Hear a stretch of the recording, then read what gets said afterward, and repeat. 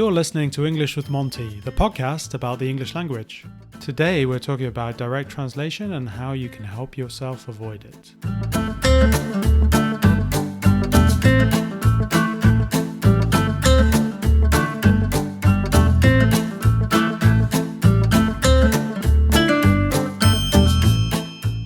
Hello there and welcome to English with Monty. We're on episode 22 now and I have Niccolò back in town. For regular listeners, they will understand that this guy is a superstar.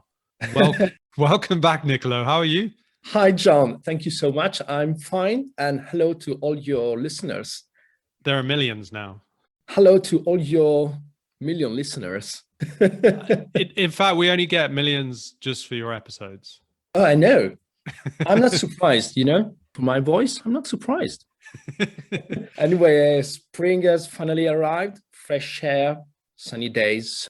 There's some optimism in the air now, isn't there? But yeah, welcome back. I mean, for those of you who don't know, Niccolò's background is in acting. He's an actor. And we've done a few episodes previously on articulation, on phrasal verbs, also about his experience in London. And today we thought we'd talk about the topic of making direct translations and also potentially touching on the subject of false friends as well. We've kind of spoken about false friends before, but I think it's quite an interesting topic. It's quite a wide topic. What were your thoughts and feelings when you were talking about direct translation, Niccolò? I think I did it in the past, and I think I do it even now because my language and the English, I speak for my language, that's Italian. It's so complicated sometimes to not translate literally, to avoid a direct translation because your brain thinks in Italian, it starts to work in a rush and give you the direct translation. It has improved in time. The more I study in English, the more I read some books in English or maybe even talk in English, and the more my brain said, oh, okay, Niccolò, we are almost right, but I want to give you a direct translation every time. It's something that I think everybody fight against.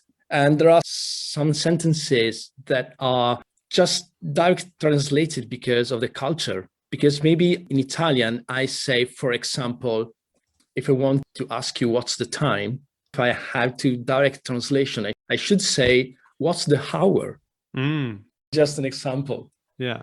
It's a tricky one, isn't it? I think for most language learners, this is quite a difficult obstacle to get over and to try and change and to try and influence, isn't it? I mean, as you said briefly, I mean, you've tried to change this by reading, or what have you found the most effective way of trying to help yourself not directly translate? Repeating, okay. I mean, writing down the sentences that I always direct translate and writing them down in a notebook and then exercising, repeating 10 minutes per day, the same sentence. Maybe asking to myself something related to that sentence. The target is to create a new habit and to make the sentence to come out all of a sudden without thinking. I mean, it's a very simple methodology, isn't it? But I think that can be very effective, mainly because you're getting your brain out of the habit of just, as you say, doing a direct translation, isn't it? It's more a case of creates a natural sentence, or it creates something that is really from the language rather than going through your Italian filter. As you say, I think it's just repetition, isn't it? Really getting your brain used to the idea that it needs to output that particular sentence in that way, even though part of your brain saying, no, that's a translation, or it should be a translation. Like fighting as a boxer. No, don't say that. Just direct translate. I think our brains do that, don't they? Which is rather annoying to some extent. You are kind of fighting against it, aren't you? And I think a lot of learners out there, English learners and language learners in general, find this a very frustrating aspect, but it's just how the brain works, isn't it? If you think about when you were a child, I mean, the reason why you learned your language was just by listening to your parents, mostly, wasn't it? And repeating what your parents were saying.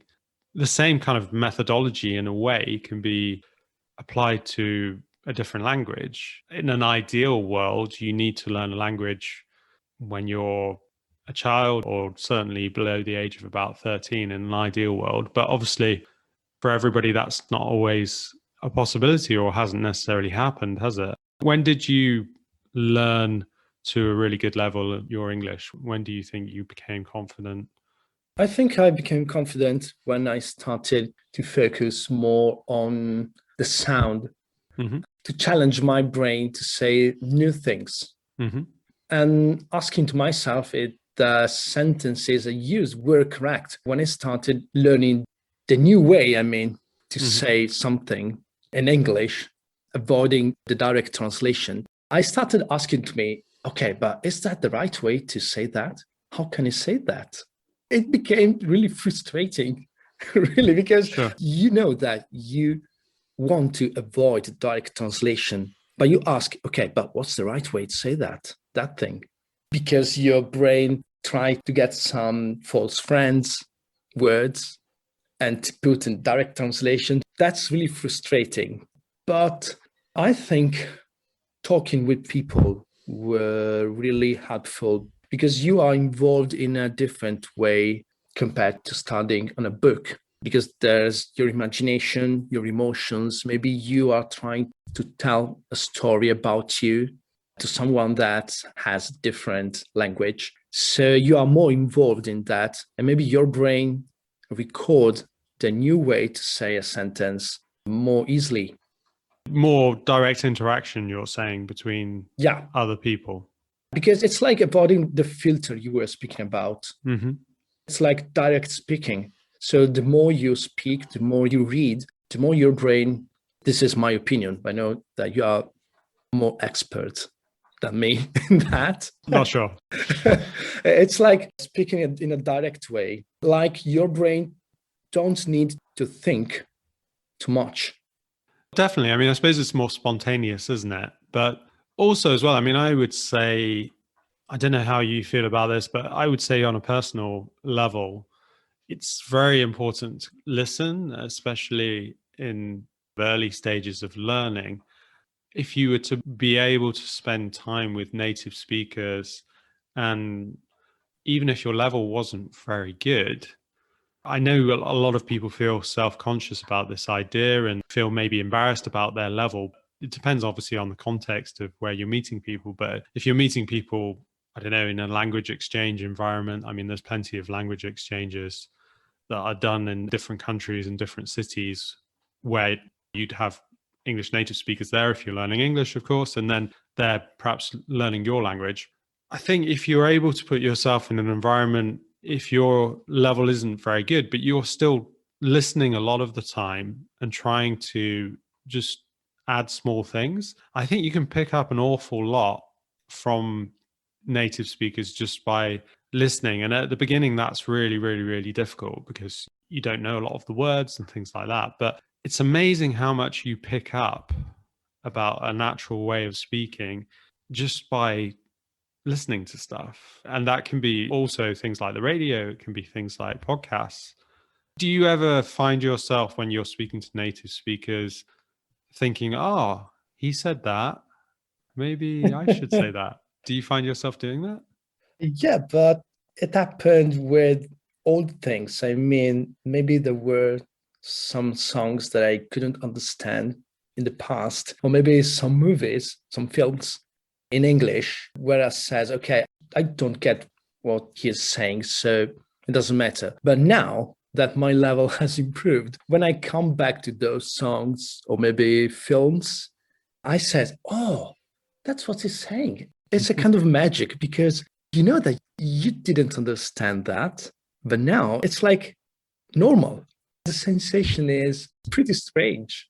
I can say the same thing with the people when they speak, as you said, with two native speakers. Oh, even with you. Even with me. Yeah, yeah, because I am a native speaker, remember. really? Oh, thank you. I think I made a mistake. I thought this was the yoga lesson. I'm doing some moves now. Can you see me stretching my arm? Oh, good. Yes, let me repeat that. Oh, my back is very good. That's very impressive. When I meet you at the beginning, I didn't get everything you said. I think the process was the same you were talking about, just listening and maybe be relaxed on what I was understanding or not. But now it's different because it's like the sounds are more clear because maybe I can speak in a clearer way than before. It's like I have a habit listening to you. The sound of your voice is something familiar. I can understand more some sounds that I thought they were strange to me. Yeah, definitely. And I think because you work on your pronunciation, I mean, I think that also helps familiarize yourself more with the language, doesn't it? So when you're listening, you are hearing those sounds that you're repeating yourself, and therefore that makes it easier for understanding, I imagine. It's like the ear and the mouth are linked together. I guess they are, right? Okay, not in that way, not in a physical way. I mean, the more I improve my pronunciation, the more I can understand what people say. I think that is important, isn't it? Because I was thinking about this. I don't know what you think about this, but I've come up with this idea on trying to translate. It doesn't have to be a long piece of writing, but trying to translate something from English into your own language. And I think that's quite an interesting thing to do. I don't know if you've ever actually done that. I mean, I sometimes do translations from Italian to English.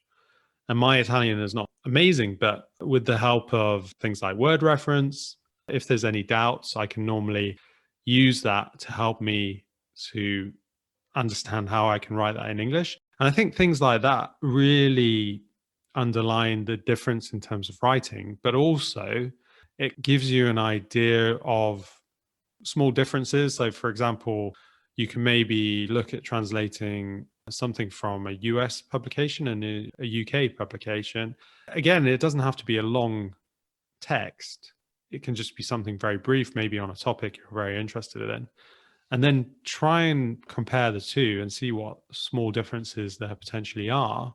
And just small things like that, I think, can help. And it makes you, okay, yes, you're creating a translation into your own language, but then you're noticing the differences in terms of how you translate that. For example, when I translate from Italian to English, I'm like, okay, when I read it in Italian, I understand it, but I'm like, yeah, but in English, we would never say it that way. That's the frustrating part. Well, it is. At the same time, it's quite liberating when you do an active translation in writing, because when you change it, when I'm changing it into English from Italian, I'm like, oh, okay, yeah, this is how we would say it in English. And it makes you, in some ways, think more about your own language, which in a strange way helps you learning another language. I think it's a matter of a culture and maybe the origins of the languages. Maybe it involves the way the people have relationships with other people.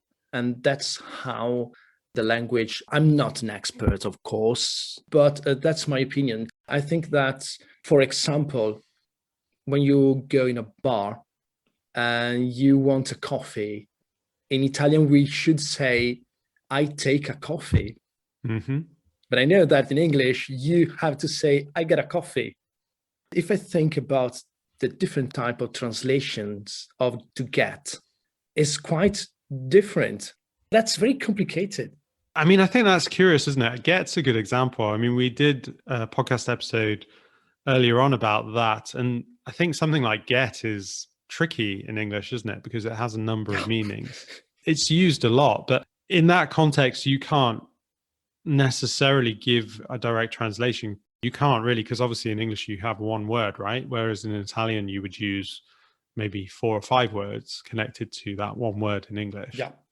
Something like get is something that people should focus on in a way, because it's understanding what get means in different contexts and how it translates to your language in those different contexts, which will help you use it better. And then when you're speaking to native speakers or you're listening through a podcast or whatever it may be, or the radio, then you can try and understand each time they're using get and why they're using it.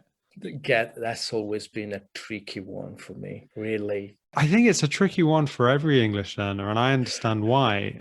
It's just like for me, for example, when I'm learning Italian or learning another language, for example, with Italian, there are certain words that don't really exist in English potentially, and therefore, in a way, you're creating something that's richer in your mind, even though it doesn't really exist as a translation. I almost think when you're learning a language, you have to accept those differences entirely and just say, okay, yeah, fine, it's not a direct translation. I can't do a direct translation, but how do I get around that? How do I make a different way of thinking about it? I was thinking about the thing you just said about creating something richer in your mind. Mm-hmm. And when you want to translate something, want you say something in, for example, in English, in my example, and I always find out that the less, the better. Because I always try to, okay, how can I say that? I should say that. I should use that word because it's more particular. When I hear the solution, it was like, oh, just that. Okay. Maybe it's because of the grammar of different languages. I think it's the grammar, but also the way you learn your own language. And that's partly why I was saying it's good to do a translation, because it makes you think more about your own language. What you've described to me is what many Italians would describe to me as an overcomplication of things. And that's partly or mostly to do with the fact that Italian is quite complex in terms of grammar, because you always have to remember the conjugations, right? So obviously when you learn in Italian, people have told me that you have to go through the conjugations as a child and understand what, okay, I is this, you is this, we is this, etc., because they're different, right? And there's a fairly uniform idea as to how those are formed, but you still have to know each of those conjugations to make yourself an effective speaker. Whereas in English, we don't have that much variety. It's quite simplistic when it comes to a conjugation of a verb. It's pretty much the same, right? Except for third person. I think that affects the way you think, and therefore you can overcomplicate things. And you probably have to reflect on your own language and think, is my own language quite complicated grammatically? If it is, then in some ways, because I would argue English is quite simple grammatically, typically. There are some difficulties, but I think compared to Italian, it's very simple. At Monty, we offer English classes online, so you can join wherever you are. We offer individual lessons or English exam preparation. For first-timers in a group class, it's only £2. Visit our website at montyenglish.co.uk to buy this ticket or book any other package now. When you start talking that way, since you are a child, it's not so complicated because it's a part of your habit. I can understand that there are some difficulties for every language. For example, if I think about the present perfect, it was the hell to me at the beginning. Really, yeah. It's so simple. For me, it was really complicated as an Italian.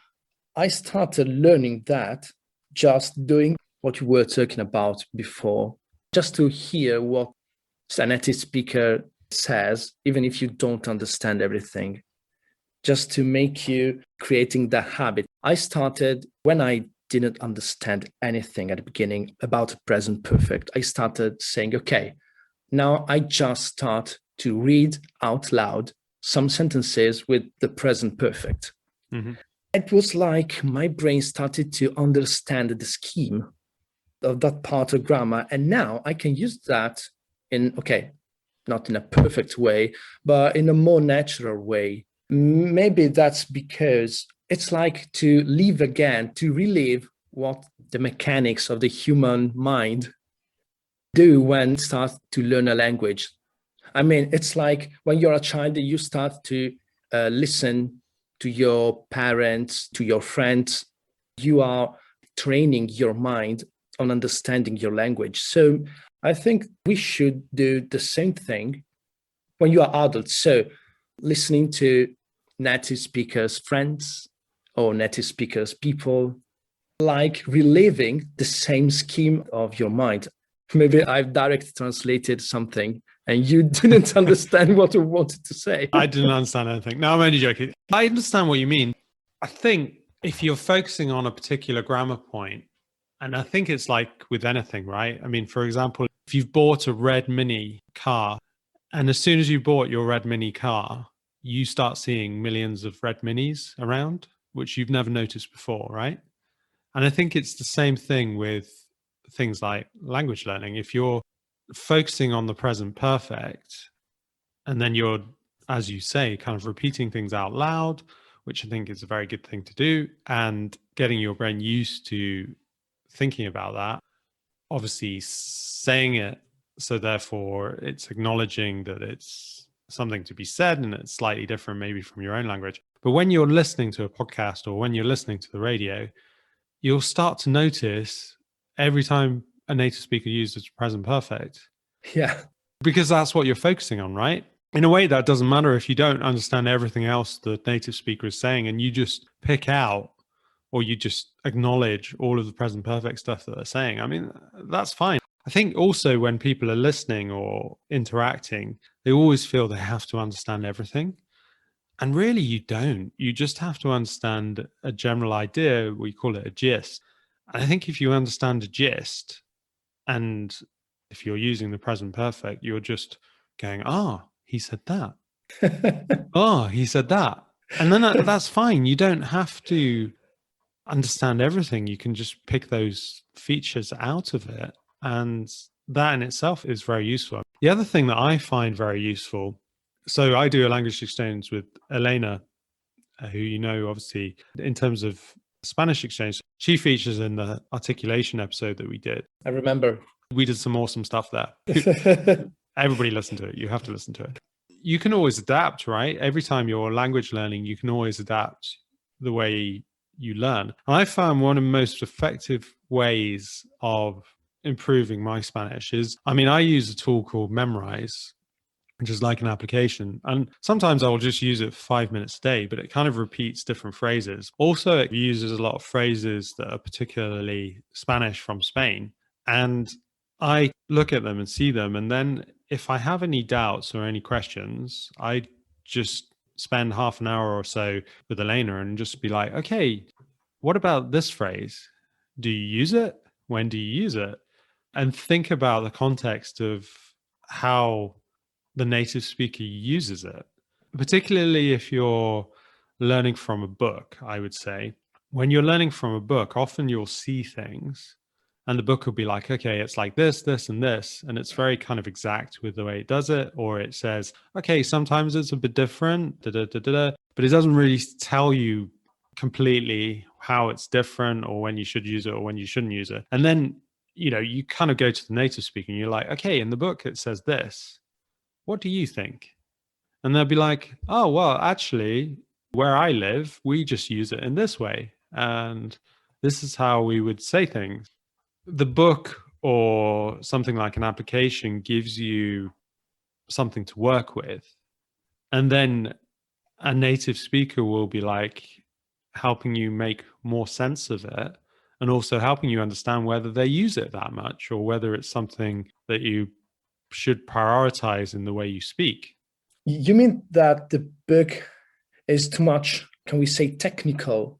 A book is always going to be very matter of fact, isn't it? Like, as in it's just giving you factual information and it's not giving you the small details, the nuances in the language, which only a native speaker can do. For example, if we talk about in Italy, in the north of Italy, typically you would use the passato prossimo. You would usually use that in spoken Italian, right? Rather than using the passato remoto. If people don't know Italian, sorry, but basically the idea is that in the north of Italy, people will speak in one way, and in the south of Italy, people will speak in another way. Passato remoto is more used in Tuscany too. Okay, they use it a lot.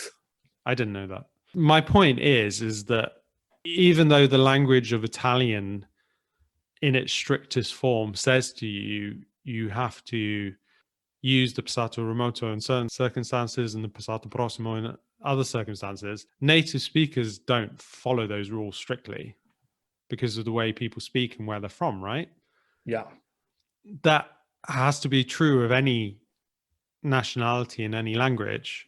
Understanding those differences in the way people actually speak is key, I think. If your main purpose is to communicate with people, then you can understand, okay, if I use this phrase, most Spanish people are going to be like, oh, yeah, cool. And then they'll keep on speaking to me. Whereas if I use this other phrase, they're going to be like, okay. Like, okay, that guy is part of us. That's good. Exactly. Because particularly if you're using a phrase which only native speakers use, then that really helps, right? I mean, like a very small example is between Mexican Spanish and Spanish Spanish. For example, if I go to Mexico, I would say que padre, which means like, oh, that's cool. But if you go to Spain, they don't use it that way. I mean, people would probably understand what you mean because of the Mexicanism that people know, but they don't use it in Spain. They would say que guay, for example. Things like that are really interesting. It's real, right? And you're making sure you use what the locals use, and that helps you connect with people. Is that the same thing about cookies and biscuits for American English and UK English? Is that the same difference, as you said, for example, between Spain and Mexico? Is that the same for the American English and UK English, the use of biscuits and cookies? I think so. I mean, for us, a cookie is like a biscuit with chocolate chips in. Okay. Something that's quite flat and quite large would be a cookie for us. Okay. I mean, I'm not 100% sure, but if any Americans want to correct me, but I would suggest that anything that's like a biscuit is a cookie for Americans. I don't think they have biscuit in American English. Does it sound strange for you? If an American said, could I have a cookie? Yeah. Well, not really, because I'd understand what they were saying, but it seems a bit strange because it's not what we think a cookie is. For example, if I had an ordinary biscuit that didn't have any chocolate on it or chocolate chips or whatever, and an American says, oh, can I have one of your cookies? I'd be a bit, yeah, sure, there you go. But in my brain, I'd be like, that's not a cookie.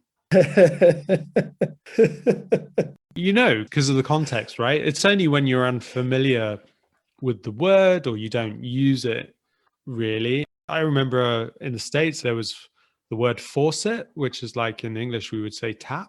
That was the first time I'd ever heard that. And I was like, what? You say faucet? That's weird. When an American first used that and I didn't know what it was, I was like, what's a faucet? Did you experience some funny situations about direct translations? I have experienced that, yes. Not necessarily always funny, but one example with the Italians is often people would say, I get on very well with all my parents. My parents are fantastic. I have parents in Argentina, or I have parents in Australia. Something like that's pretty funny. That's strange. In England, we only have 2 parents. How many parents do you have? How many fathers and mothers have Italians? Maybe biologically you're different to us. That's an interesting false friend, right? Because obviously in Italian, parenti is relatives rather than being parents, but that's a common mistake. The other aspect I was going to talk about is the idea, and this is curious in terms of how cultures think and also express themselves. So I remember a student I used to study, and we were talking about this idea, and she was like, okay, in English, if I'm talking to my friend and I say I like them, what do I say? Or I love them, what do I say? And I'm like, you just say, I love you. Depends how you say it, right? I could say to you, Niccolò, for example, hey, I love you. You're such a great guy. So obviously, when I say that, I'm saying that in a friendly way, right? I'm not saying it in a romantic way. John, I really love you with all my heart. Oh my God. As a friend, you know. Interesting. Now I'm confused. I was getting excited because I thought you romantically liked me. And then suddenly you said as a friend. I was like, oh my God. But that is a really nice example because in English, it's about the way you say it, right? The fact that you said it in a romantic way to begin with, and then you said as a friend, in English, that makes my mind explode because it's wrong. In the sense, if you do that and you do say that, then you're a bit of a bastard. Because for me, it's like, okay, if you say the first part and you say it in a romantic way, and you don't say the second part, then it's like, okay, great, Niccolò loves me romantically. And if I feel the same way, then I'm like, wow. Obviously, if I don't feel the same way, then I'm really happy when you say as a friend at the end, right? In Italian, my friend was saying, okay, so in Italian, you have what, maybe 4 different ways of saying things depending on what your level of love and affection is. 4 ways? Really? I don't know that. Let me try and go through them. So, Okay. tu mi piaci, would you say that? You'd say Yeah. that. So I like you. So that's just in a fairly casual way. I think you're a nice person, right? Yeah, that's Okay. correct. And then you would say ti voglio bene. A direct translation is I want you a lot, right? Or I want you well. Yeah, and it's like being more lovely with a friend. Yeah. You don't love, as I said before to you, Jon, but it's like, I really like you. Yeah. We are close friends. It's a way of affection, isn't it? Yeah. You wouldn't say that to a girlfriend, right? It depends on how much you know someone. Okay, yeah, sure. That could be used with a girlfriend or boyfriend, but also a friend to say more affection and to say something, yeah, I really love you as a person. I think you're a great person. I like spending time with you. Yeah, that's correct. Maybe there's only 3, but anyway, the next one would be ti amo, which is like, oh, Niccolò, ti amo. I know that, Jon. That would be romantic, right? You are romantic. I try my best. That's the extreme way. I love you. I really want you. Oh, right. Okay. I was speaking about the ti amo. I wasn't talking to you, Jon. Good. I'm glad. Okay, so there's 3. Maybe there's not a 4th one, but anyway, you have those different levels. And in English, we don't. We say, okay, I like you. I love you. It's about style and it's about how you deliver. And obviously in Italian, it is about how you deliver it as well, but probably more in English. It's about how you deliver it because we have just 2 phrases rather than you having 3 or possibly 4. That's interesting because I didn't recognize those ways of saying in Italian, I like you, I love you, etc.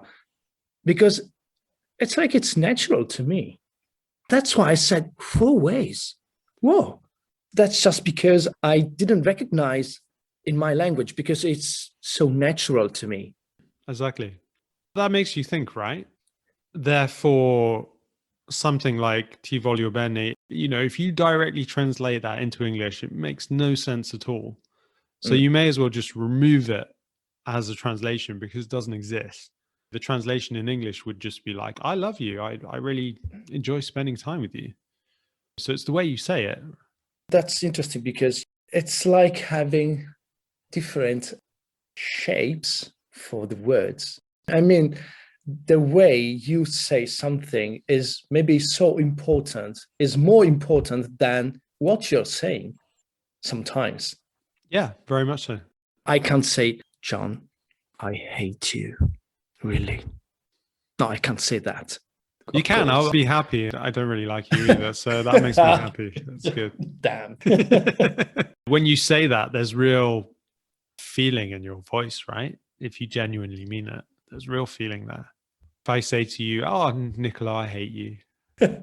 No, why? But if I say it like that, it's more, you're joking around with your friends, right? It's more like, oh, I hate you. Oh, yeah, I hate you. You're so annoying. Why did you say that? That's important for people to think about, right? Just thinking about how you deliver something. Yeah. So I think we're probably going to have to wrap up now because we've spoken about quite a lot. I think we've spoken about some nice things. I think it should be useful to listeners. Thank you very much, Niccolò. I think that has been another awesome episode. Thank you to Jon for this experience, and I really love to enjoy your podcast. See you next time. Definitely. I mean, we'll get you on the show soon with Elena. I think we could do another one like that. Thanks for listening, listeners. You've been listening to English with Monty. If you enjoyed this podcast, then please leave me a donation online via our website. Monty is a small independent company and I do all the editing myself. I would suggest £2.50 to buy me a coffee or £5 for a beer. montyenglish.co.uk. Then just click on the podcast button at the top. You can donate here. Thank you. I appreciate it.